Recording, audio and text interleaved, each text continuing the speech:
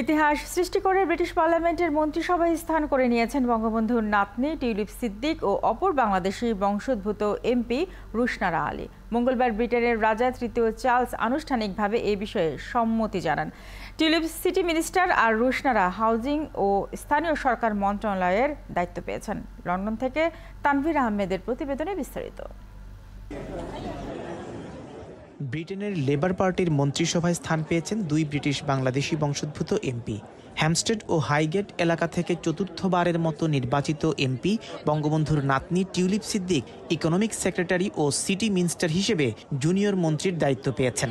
অন্যদিকে পঞ্চমবারের মতো নির্বাচিত হওয়া প্রথম ব্রিটিশ বাংলাদেশি বংশোদ্ভূত MP Rushnara Ali housing, community এবং স্থানীয় সরকার বিষয়ক মন্ত্রণালয়ের জুনিয়র মন্ত্রী হয়েছেন। অর্থ মন্ত্রণালয়ের জুনিয়র মন্ত্রী হিসেবে দায়িত্ব পাওয়া টিউলিপ সিদ্দিক এমপি ১১ নম্বর ডাউনিং স্ট্রিটের বাসিন্দা ব্রিটেনের অর্থমন্ত্রী রেচেল রিডসের সাথে ঘনিষ্ঠভাবে কাজ করবেন। এখন জন্ম সনদ দিয়ে খোলো বিকাশ student account.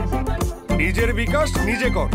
I do solemnly, sincerely and truly declare and affirm that I will be faithful and bear true allegiance to His Majesty King Charles, his heirs and successors, according to law.